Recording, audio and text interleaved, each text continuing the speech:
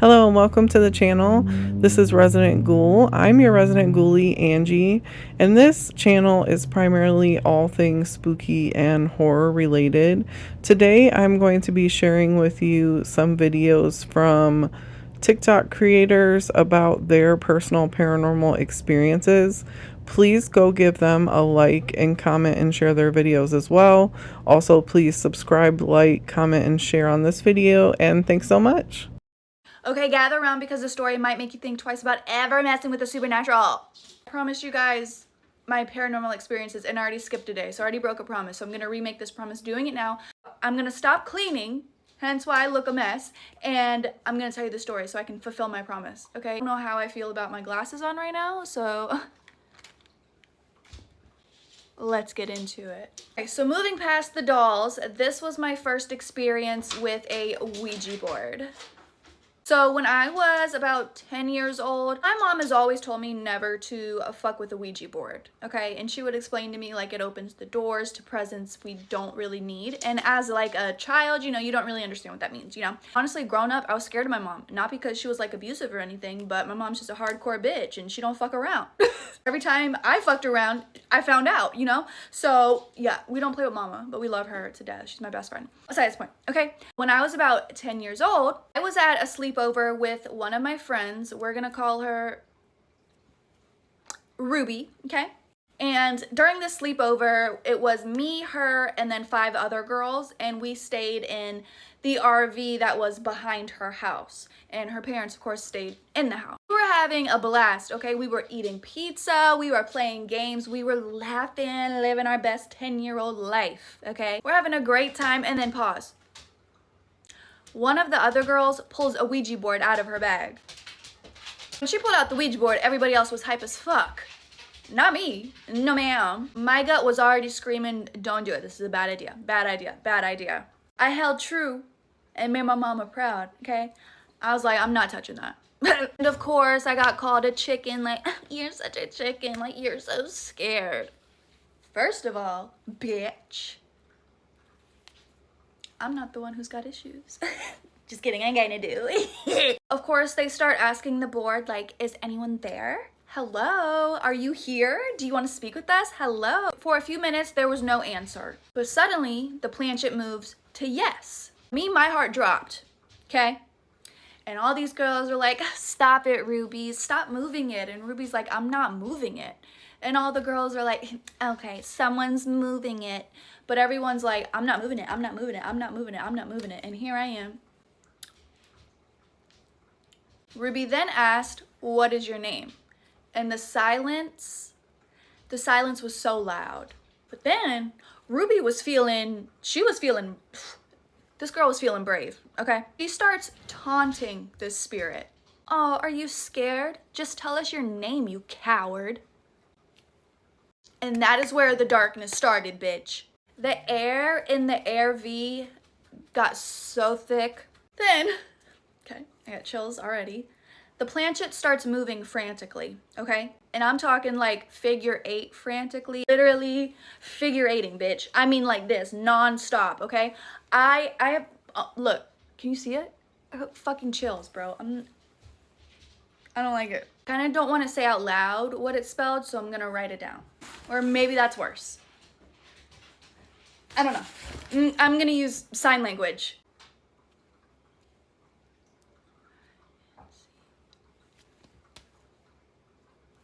And I'm gonna do it y'all's way.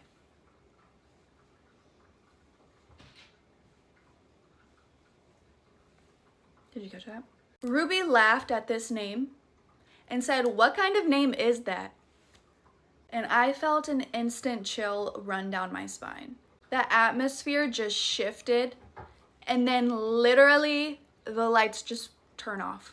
Of course, we all start fucking screaming. Like, what else are you gonna fucking do in a situation like that? I want to scream right now. Oh my God. I mean, the lights were out for probably 45 seconds until they just turned back on. And it wasn't like somebody just like flipped the power. I mean, those things flickered and then turned the fuck off. When I looked at Ruby, her eyes were rolled in the back of her head and she was completely unresponsive. You know, me and the other girls, like, we're shaking her and we're like, Ruby, Ruby, Ruby, trying to get her to snap back into whatever fucking realm she's in. And right after that, she just fell backwards and it looked like she was sleeping. And me and the other girls are just like, and we're sitting here thinking like this shit's a prank, you know? I know something you don't. I know something you will never. Shut up. The tension was just so unbearable. Like, all the girls were like, okay, yeah, we're going to sleep. Me, I barely slept, okay? I knew something was not right, okay? I slept for maybe an hour. The next morning, I felt off. I was the first one to get up. I'm looking around, and Ruby, nowhere to be found. So I woke everyone up, and I'm like, yo, dude, do you know where Ruby went? They're like, no. What the fuck? Okay, so maybe, you know, she went inside. Who knows? So we all are like freaking out, kind of like, where is she after what just happened last night? The fuck? And we go into her house. Oh my God, bro, chills. We go into her house and we're asking her mom, like, hey, do you know where Ruby is? And her mom's face went blank. Like, what do you mean, do I know where Ruby is? We're like, she didn't come inside, right? And her mom's like, no. So we all take off outside and we're screaming like, Ruby, Ruby, where are you? Where are you, bitch? They lived on a lot of land. And behind the RV, we start walking, and there this bitch is. She's laying down in the grass, face down. Her mom goes to grab her, and she's like kind of shaking her, like, Ruby, wake up, because she's breathing. Ruby starts screaming to the top of her fucking lungs, okay?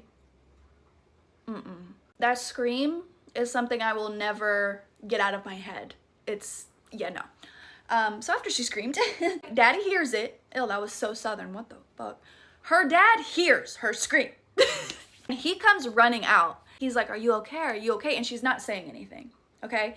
So her mom, scared as fuck, as she should be, like the rest of us, okay? She goes inside and she calls our parents to come pick us up. Boom. And keep in mind, this was a time, like, I didn't have a cell phone. I don't think any of us held a cell phone at 10. I don't know. The times are changing. It's weird. I personally did not have a cell phone. So when I was keeping up with friends, it was using the house phone to contact them, okay? Like, yeah, we had internet, but Facebook wasn't a thing. We didn't have any way to, like, contact her, like, hey, are you okay? Like, it was just nobody heard from her and nobody called her. The scariest part of this, it gets worse, unfortunately. She didn't return back to school the rest of the year, okay? We're probably halfway through the year. Bro, I cannot deny the fucking chills. The next year, Ruby comes back to school. But it's not fucking Ruby, bitch. I barely recognized her, and I haven't spoken to her in, what, 6-7 months, right? Her eyes just looked off. They were very hollow. Her skin was pale as shit. No, I'm not talking about Edward. Sorry. There was something about her that just made me feel very unsettled. Like, it's so hard to describe that feeling. It was like an unsettling darkness. That's the best way I can describe it. Like, I didn't feel right, you know, and she didn't look right. But the creepiest part of all of this, I have tried to search for this girl, and you know me, bitch. You give me a name, background, where you live, your phone number, all of your email addresses, who you're related to, bitch, I will find everything, okay? I found nothing on her. Literally nothing. It's literally like she vanished. I can't find her. No Facebook, no Instagram, no Google, no True People Search, no arrest. Like, it's like she never fucking existed. I'm going to say, without a doubt in my mind, I watched that bitch get possessed, okay? And like, what you see on TV, bitch, what you see on TV shows, movies, like, it's very, I don't know. I think something's telling me not to talk about this anymore. Heed my warning. Don't fuck with the Ouija board. And I know for some people they say, oh, it doesn't work. I don't know what to tell you, okay? But no. And if you know anything about the person that she was speaking with through the Ouija board, you know now, because as a kid, I didn't know what the fuck that was, who the fuck that was, what it meant. Now that I know that, just don't do it. Don't do it. Just don't do it. What if you open a door to something that never wanted to be found? I just think some spirits are better left undisturbed. Okay, that's all I'm gonna say. Now, you already know I love haunted shit, but I have gotten chills telling this whole entire story. My heat is on in this house, and I'm gonna stop talking about it and I'm gonna get off. Love y'all, bye.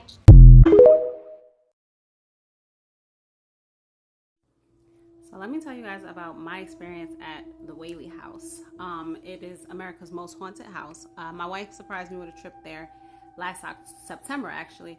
And so we go to the town, Old San Diego, which is super, super creepy at night. The house itself was built in the 1800s. It's seen a lot. It's been a lot. It was the family's store, courthouse. It was a bunch of stuff. So we are on this tour and we're going through the house. Like I said, everything's like original. It's a museum, so they kept it up and everything. And the lady's telling us everything about the house. We're in this one particular room, the group of us, and she's telling us about the house, and then there's a giant boom. There's a boom, like the floor shakes. At least where we are, the floor shakes. So we scream or whatever, and then she's like, who's brave? And for whatever reason I raised my hand. I was like, me. And she's like, okay, so go into the next room alone, and then the group will meet you. So I go into the next room, which is this room here. It's like a dining room, but there's like these windows that open up to a kitchen type of area. So I'm in there alone for a little while, maybe like 5 to 10 seconds before the group comes with me. And I start snapping pictures, just randomly snapping pictures while I'm in there alone. I don't review anything until later on. So after the tour is over, nothing else really happened, but we're outside, and she's talking about one of the many deaths that happened on the property, but one that happened outside. So the tour is over, and it's an opportunity for us to ask questions and stuff to the tour guide. So we were like, you know, what was that bang? Like, I know you guys probably throw in some stuff to scare people, but she was like, that wasn't me. She was like, usually, you're right, sometimes we do throw in stuff, but that wasn't me. So me and my wife were looking at each other like, okay. So the night continues. We stay in the town, and we are sitting on the steps of this hotel, which is also presumably haunted. And I was like, oh yeah, my pictures. So I start reviewing the pictures that I took at the Whaley House, and I come across this one, right? So this, I'm gonna step out here. This is that room that I was in alone. If you can see around the edge, that's a window that opens up into a kitchen. But what's crazy about this picture to me and others that I've shown is this right here. I don't know if you could tell what it is or what you see. I know what I see, and I know what others that I've shown see. I'm interested to know what you guys see, but it did feel super, super creepy in that area for the small time that I was in there. I think the door closed behind me, so I was legit in there alone when I took these pictures, but nothing or no one was there. I want to know what you guys see. I'm gonna tell you what I see. Actually, I'm gonna just tell you what I see. I see, and what others see, is a man, head right there, in a suit with a white shirt under and a black tie. You can tell me if that's what you see, but that's the head's right there, shoulders, tie, neck, and then it kind of just loses its bottom. So it's kind of like a floating torso, if you will. But I did take another picture in this area, not from the exact same angle, but nothing's there. So yeah, I want to go back. I want to do some more investigating of the entire town, actually. But yeah, that's my little story of the Whaley House.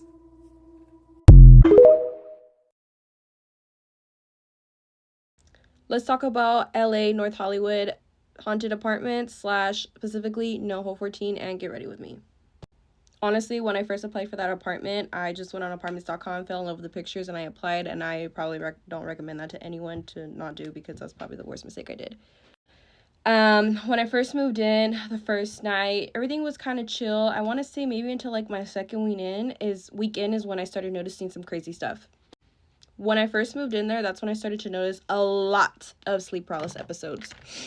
I'll never forget one time when I looked in the bathroom, I remember that I had seen like a white shadow, and it was like the figure of the bathroom of like a male figure. You know, when you go to the public restroom, it has a male figure. It looked like that. It was really weird. I didn't think about it too much. I was just like, whatever, let's move on with my day. I didn't see that. So then a day after that, I remember waking up and going to my living room, and I remember seeing like a dark light, like a light black dark shadow, and it just went straight to, like, let's say like this corner wall right here. It just like went in. Thought that was so weird, but I was just like, I woke up and I was just like, whatever, but it didn't scare me. Then that was a time when I had, you know, learned that my mom was giving me some tips about, not tips, but she had told me the history of this apartment building. That's when I learned that Daisy Marquez, the YouTube star, if you guys don't know who she is, she's like a Latina YouTube blogger, makeup guru, or whatever. And she lived there, and she actually did like a whole video on it, like a 2-part series. And like, I guess, like, I don't know, I remember, I didn't really get into it, but she was just saying like the thing followed her or whatever. So I was like, wow. So then after that, I became nosy. I didn't actually watch her YouTube video till I actually moved the year after. I was like, I'm too scared, and I'm living here alone by myself in a 2-bedroom apartment here, and I just don't want to, you know, ruin my experience. So as I learned that, my actual like sleep paralysis had gotten worse. Like, I remember this one episode I had when I was sleeping. I remember sleeping, and this is how I know this thing was real. I was literally sleeping on my stomach. I wasn't, because usually when you get sleep paralysis, you get at least sleeping on your back. I got it sleeping on my stomach, and I remember I had like a deep ass voice talking to me in my ear, and it like cut, like, I don't know, I may sound crazy, but I witnessed this. It scared the shit out of me. And I remember hearing both of my showers turn on, and then I woke up. I started praying in my hair. I was doing a Godfather prayer in my hair and in my head, and when I woke up, it all stopped, and I was like, heck was that? That was the most paranormal thing I actually witnessed there. And it wasn't just me. I actually had a friend staying there, and I felt so bad because she left and she got her shit. She was like, I'm leaving here. She, on my vanity, and this exact vanity right here, and it's crazy because they say usually spirits like to stick to glass. Now my vanity is all glass.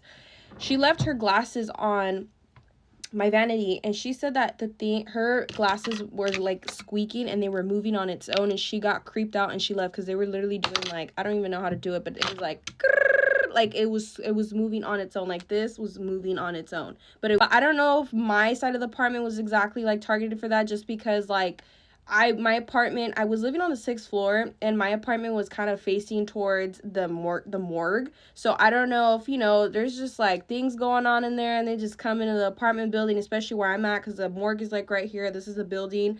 I was on this side, and I was on the 6th floor. So, and I know where things go down in that apartment is the 13th floor. I learned from articles that a plane crash had happened in that building in the early 2000s. And someone had committed suicide because he was hearing voices, and they found him dead like in 2012, and he was an entertainment industry executive. So yeah, a lot of things have gone down there, and people actually used to, back in the day, like jump off the roof from there and kill themselves.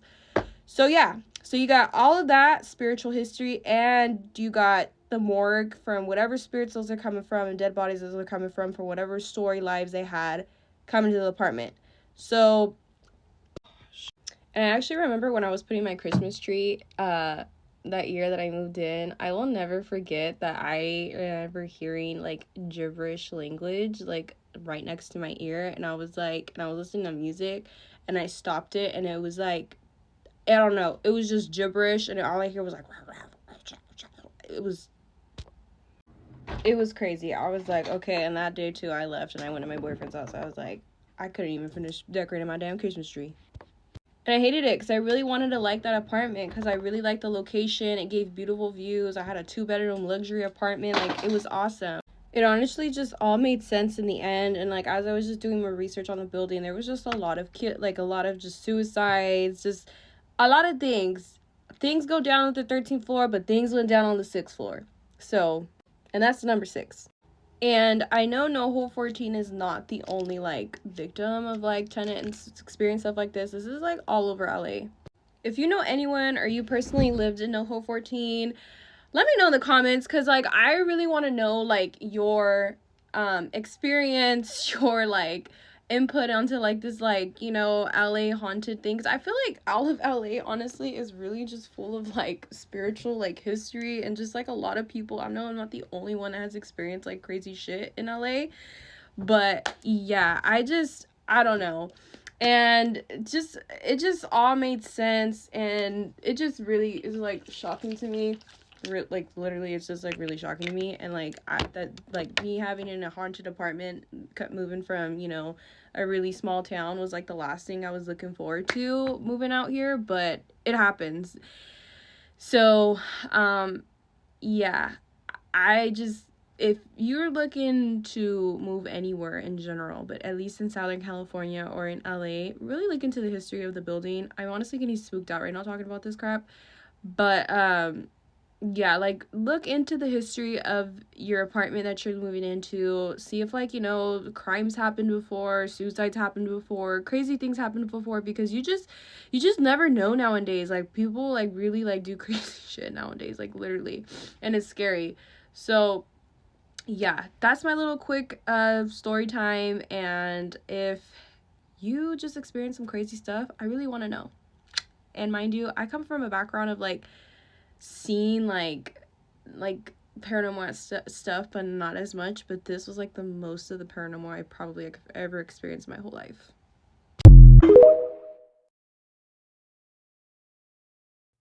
I did not know that paranormal stories in the hood was a thing. But since it is, let me tell y'all about the time me, my mom, and my sister lived in a haunted house for over 10 years. This story is going to have multiple parts, so buckle up. This is just part one. And this is when we first moved into the house, right? We not even fully moved in. Now, a little backstory.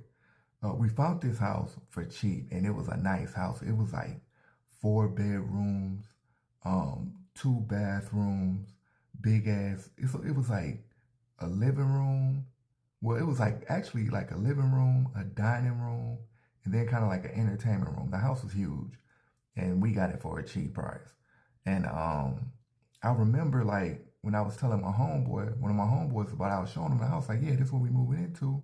And he kind of looked at me and he was like, you know that house haunted, right? I'm just like, man, get the fuck out of here, whatever.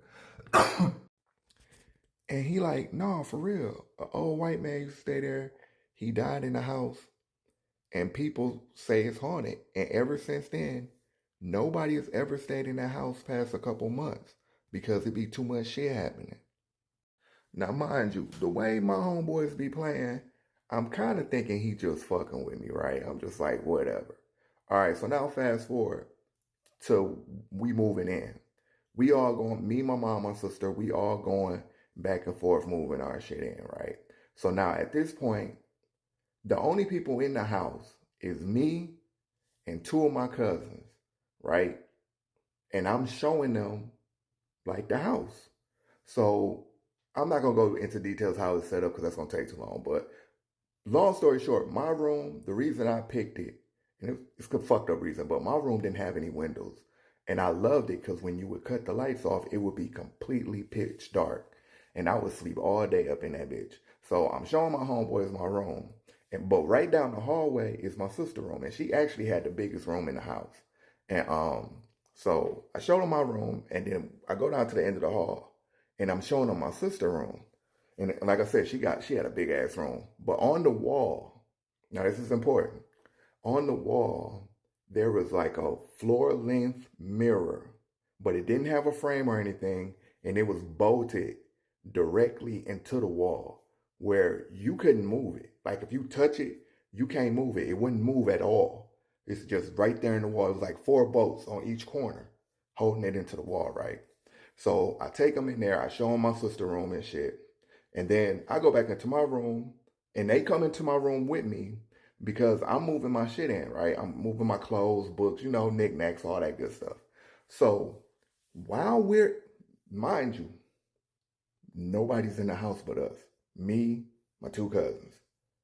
While we're in my room and we just talking, I'm talking about all the shit we gonna be doing, yada, yada, yada, we hear a loud ass crash come from my sister room. Now, we hood ninjas. So when we hear that, our first instinct is somebody in here with us. So we immediately dash into my sister room, ready for action. Nobody's there. And the way the house was set up, nobody could have been in there And they couldn't have came in and left without us seeing them or hearing them. The way the house is set up, right? So we get into the room, nobody's there, and my sister hasn't moved into her room yet. So it's nothing in her room. Her room is completely empty. And we looking around like, what the fuck was that noise? And we look at the mirror and it's smashed. Like, so now we know what the sound was. At first, we didn't even know what the sound was. It was just the crash was so loud that it actually, like, we all like flinched before we ran to see what was going on. And the way the mirror was shattered, you would think somebody took a sledgehammer or something and just, slammed it into it. So now we in my sister's room and we just looking around like, what the fuck? Like, how did that happen? Because again, mind you, my sister, the mirror is bolted into the wall. You can't move it. You can't jiggle it. There was no type of give on it. You dig what I'm saying? So for it to just spontaneously shatter, there was no logical explanation. And we just kind of like, you know how you get that, oh shit, look, but then you try to laugh it off because we just like, and I'm like, oh, well, damn. And then, I make a joke like, well, damn. Motherfucker did say, the homie did say that the house haunted, haha, we laughing, but we kind of spooked. So now, like maybe an hour or so later, my sister shows up. And she's already been in the house, right? And, me and my two cousins, we in my room. We still in my room, chopping it up and shit. She goes in her room, and my sister got a temper. So she goes in her room, gets to yelling, and immediately comes to my room. Like, what the fuck y'all do to my mirror? And I'm like, we didn't do nothing to your mirror. And she like, get the fuck out of here, man. I know y'all. Y'all was probably up in there play fighting and shit, and y'all done smashed the mirror, and y'all don't wanna take accountability or whatever. Like, what the fuck? And so we like, look, honestly, we was in my room. That's what I'm telling myself. I'm like, look, honestly, we was in my room and we just heard a loud crash. We came in there and the mirror was broke. My sister looked at us and she like, y'all can't come up with a better fucking line than that. I'm like, and my cousins is looking at her like, no, he's not lying. Cause I was known to joke and be sarcastic and shit. And so my cousins had to step in like, no, look, straight up, he not lying. We was in here. We don't know what happened. We just heard the shit. And like the more that we explaining it to her, the more she's kind of like, first she's kind of like, then she's kind of like, and she like, y'all for real? We like, yes. Well, look, so, and that was the first strange thing that happened. But a lot more shit happened. This video kind of long, so I'm going to have to catch y'all on the next one. And I'm gonna let y'all know, because that shit right there that I'm telling you, as freaky as that sound, I'm getting chills. It get a lot worse. And this shit is real. I'm not lying. I'm not making this shit up. But if y'all give me enough likes and shit and get enough views on this shit, I'll hit y'all a part 2. Comment part 2 if you want to hear the next part. As always, peace. All right, me, my mom, and my sister stayed in the haunted house for 10 years, part 2. Side note, in the first part, somebody in the comment section was talking about a area in California that's haunted. Just for clarity, all of this happened in Laurel, Mississippi. I would drop the address to the actual house, but I don't know if anybody's living there, so I don't want to be like inadvertently doxing somebody. But let's get to it. So we had been in the house for a minute, and I had some shit happen to me that I'm gonna talk to y'all about later. This is another story though. So I used to game a lot, right? I had a Dreamcast, and I would play like Marvel vs. Capcom 2, Street Fighter Third Strike. You know what I'm saying? Fighting games. They used to be my jam. And one of the people I used to play with all the time was my homeboy named Ed. Now, here's what you need to know about Ed. Ed was a Marine, and Ed wasn't scared of shit. Nothing. I watched Ed catch a damn water moccasin with his bare hands, and then he skinned it and tried to turn it into a belt. That's Ed. When I first met Ed when we was younger, one of the things him and his cousin used to do for fun is they would go and lay in between the train tracks and let the train run over. The man wasn't scared of shit. He used to climb in trees and jump tree to tree like a damn squirrel. He wasn't scared of anything. That's going to be important to this story. So, like I said, Ed was like, that's my homeboy, but he also like family. He basically was damn near living with us. And sometimes he'll sleep in the spare room. Sometimes he'll sleep in my room. He'll have like his marine sleeping bag, and he would sleep on the floor at the foot of my bed. So one particular night, you know, he comes over, he spends the night, he sleeps on the foot of my bed. My room, as I said before, didn't have any windows. So when I closed the door, cut the lights off, it would be pitch black. And I used to love that room because I used to have insomnia. But when I would be in that room, I closed the door and it'd be in total darkness because you couldn't even see your hand in front of your face. I used to get some of the best sleep of my life until shit started happening, but we'll get to that in a second. So this night, Ed spends the night. He sleeps in a sleeping bag on the floor, and get up the next day, and he's just like, "Hey man," he was like, "I seen a ghost last night," and that's exactly how he said. He said in a casual way. He wasn't excited. He wasn't spooked. It was just he could have been telling me the weather. I seen a ghost last night, and I'm just like, "What? You seen it?"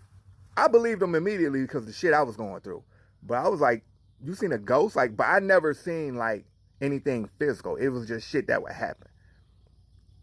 He seen a ghost from what he told me, and I'm like, you know, you're gonna have to elaborate. You have to give me the details on it. And so he was like, he was asleep, and you know how sometimes you can feel like something is looking at you. He had that feeling, and he woke up, and it was a girl bent over, staring at him. Like, just because he was on the floor, so she was just like leaning over him, staring at him.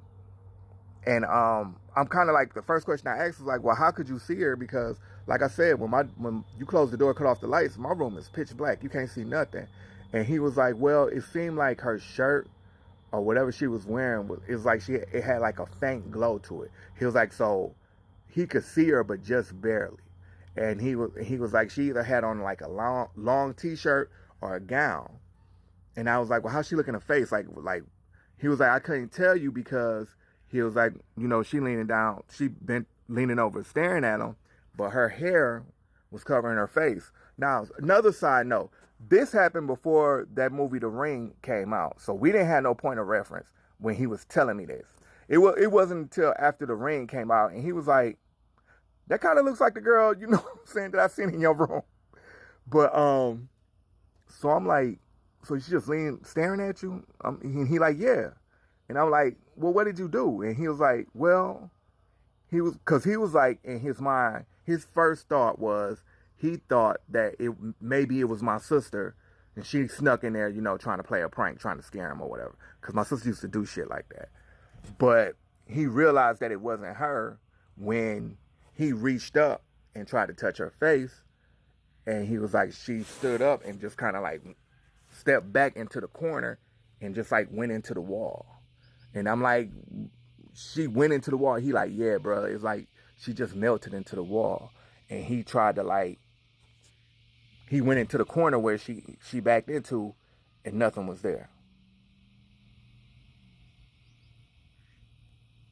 That was in my bedroom, y'all. I started sleeping with the light on. I'll have like a little night light after that. But that's part two. I'm gonna try to make these a lot shorter. So that's the end of part two. We gonna get into part three, and then part four is the deep end. All right. So I'm gonna see you on the next one. Comment to the side if y'all ready for part three.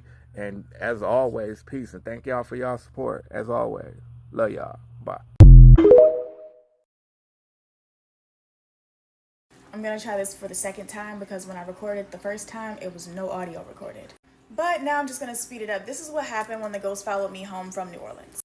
When we were leaving New Orleans and we were all in the car, I felt that there was a man with me, and I told everybody in the car that there was a man with us, and we all did our own little separate prayers to try to get him to go ahead and stay where he was at, and he couldn't come with us, right? Of course, sometimes it doesn't always work depending on the people that you're around and all that. So I get back to Atlanta. About 3 or 4 days after that, things start moving around in my house, okay? One, I start realizing that there's somebody peeking around corners in here like this. And I would see shit like this.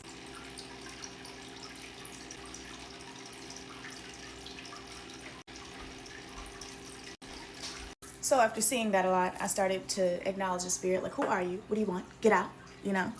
And then it started touching stuff in here. So this was me and my girlfriend was going through this where we would be sitting somewhere alone and things start moving around in the house. There was a time where I was sitting over here on this couch, and all the way across the room over here, I saw my shoe slowly lean and fall off of something. There was a different time I was sitting right here on the couch, and you see that bag over there? That bag is hooked onto some clips. It unhooked itself and fell to the floor. Dead silent in here. I'm chilling, sitting on the couch by myself, and I just have to look up and be like, stop touching shit, right? So this was the ongoing thing for about a week and a half in my house. Was like things were moving around. They didn't have no business moving around. And I talked to my girlfriend about it. She had been seeing something walking around in the house. Things had been moving around, and she had felt something poke her. Now, this is when I knew that it was getting serious. I could feel him, and I could see things about him in my mind's eye. I could see what he looked like. I could see about how old he was. I could see what his energy was like. I could see what he was wearing. So I was starting to get a feel and an idea for him and like why he was around. Wasn't a bad guy at all, kind of like a guy that like died young in his early 20s, and I was just the only light that he could see in that area, so he followed me all the way home. But I was laying in the room, right? I went to go take a nap. My girlfriend told me like, go ahead and take a nap. So I went in the room to take a nap. She was out here in the kitchen where I'm currently at. I'm in the bedroom on the end of the bed taking a nap, right? Laid underneath of like this extra little blanket or whatever, just laying on the end of the bed. I felt her walk into the room, and you know, you can kind of hear the air change or whatever, like when somebody's coming close to you. I felt her and heard her walk into the room, and it felt like she walked into the room, looked at me, noticed I was asleep, and then touched my head and gave me a kiss and walked out. Now, when I heard her walk in the room, I woke up. My eyes was closed, but I woke up. I thought she was going to ask me something. So I woke up, and I felt the fingertips touch the back of my head, and I felt my head kind of get this weird little tingle on the inside, and I felt the really, really light. And I turned directly around, and the room was empty.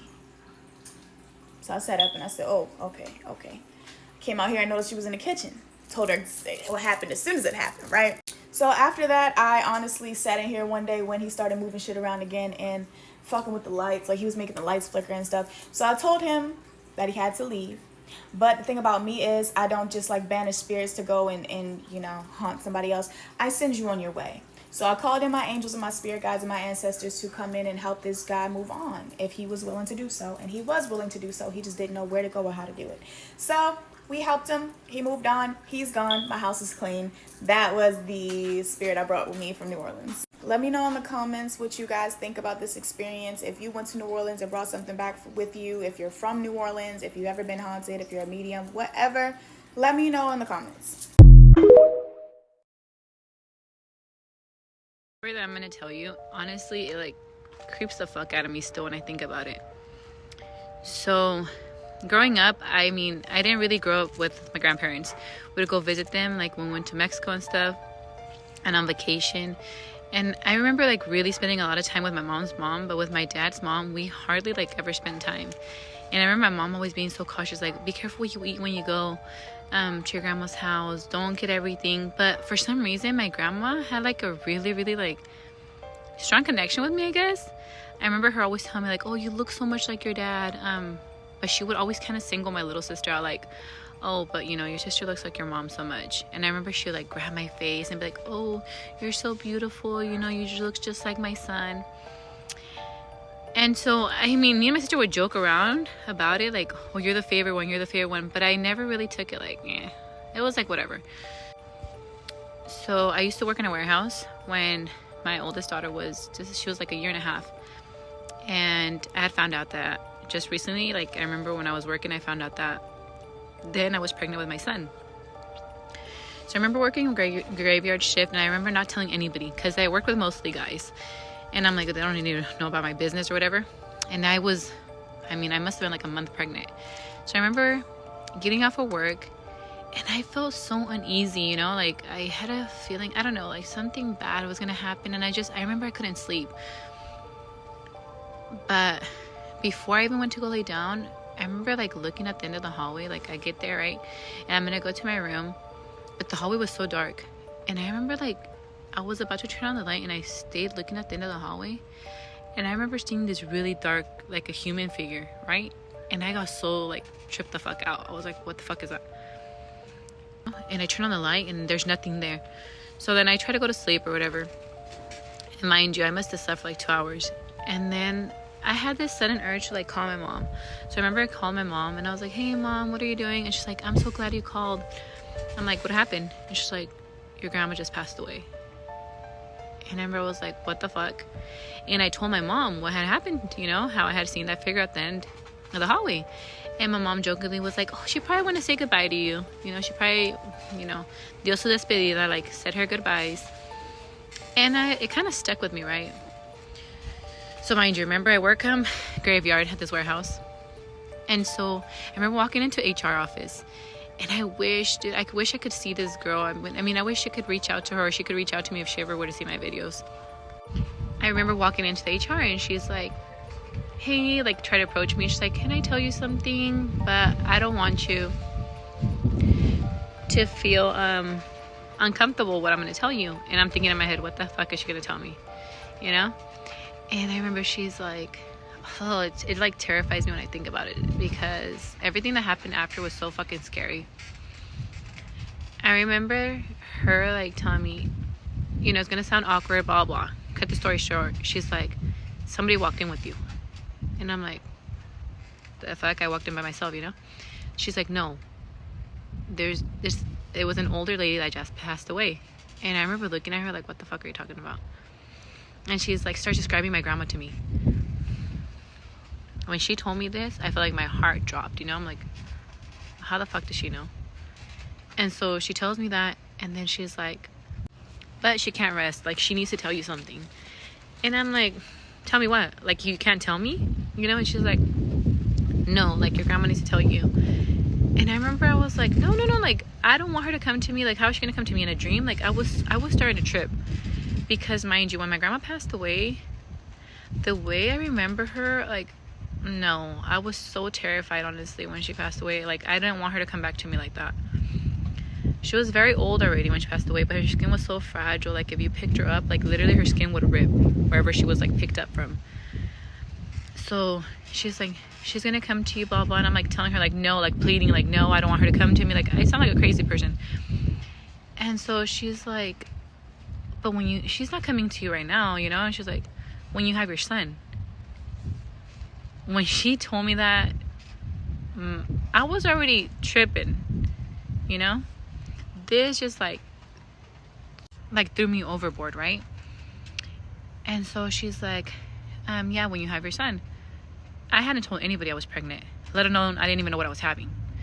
So I remember every night like praying to God, like, please don't let her come to me, please, I'm terrified of her, like, I don't want her to come, God. Like, I would pray for her every night. Like, I was literally terrified of her.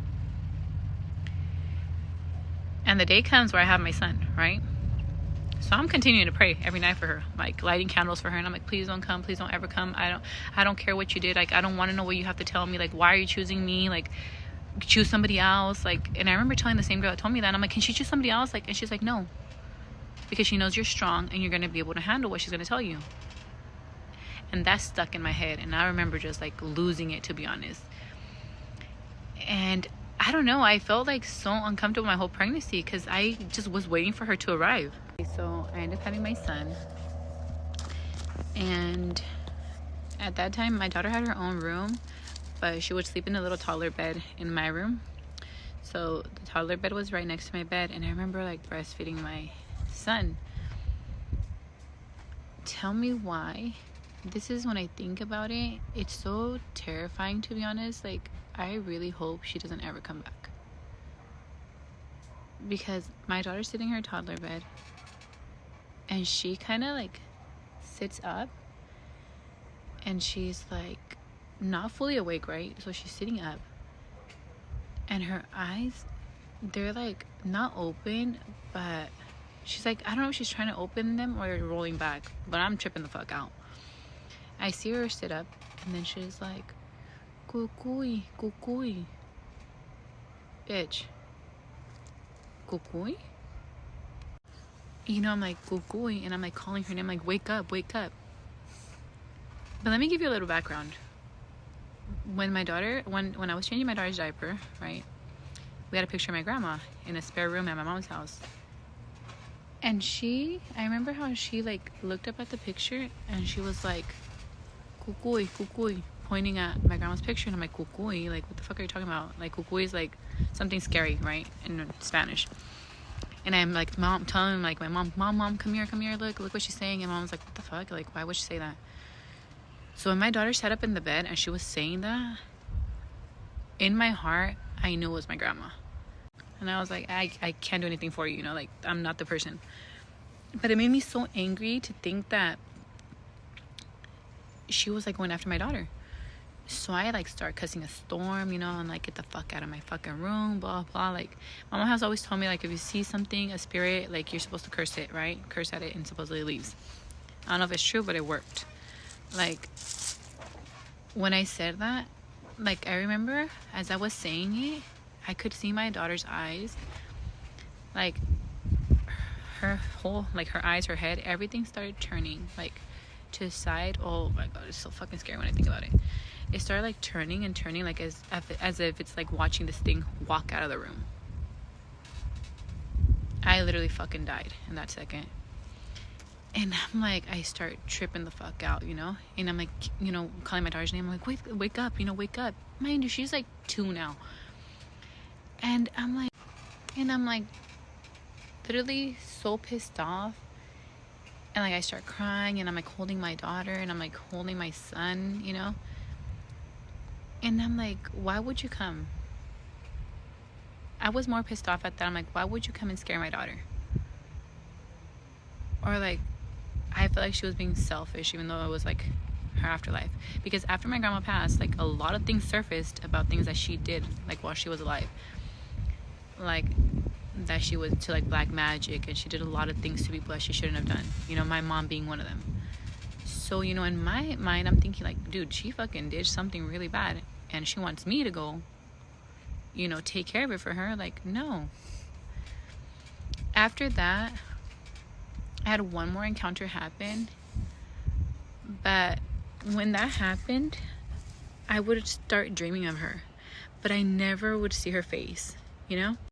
Like, my dreams were always, I know it was her, because that same scary feeling that I got when I felt that thing come into that room that night, I would wake up literally screaming, terrified from these nightmares I would have of her. Yeah, they're not even dreams, they're nightmares. Where she would just be sitting in this black room. Not black, she would be all black. This dark room.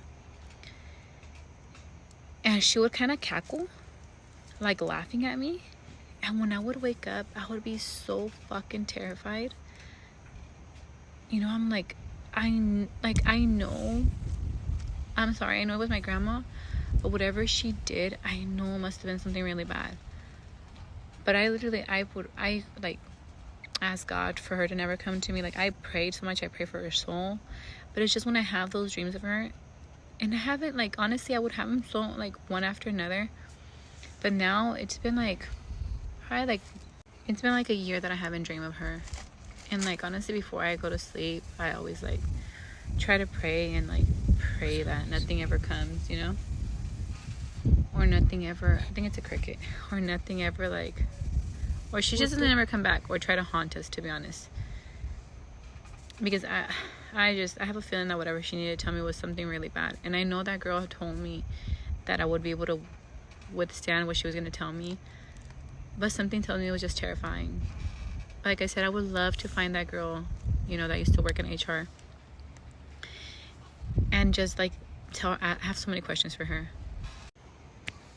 But yeah, that was one of my experiences with the ghost. I mean, I've had plenty of experiences, but this one is one that literally traumatized me.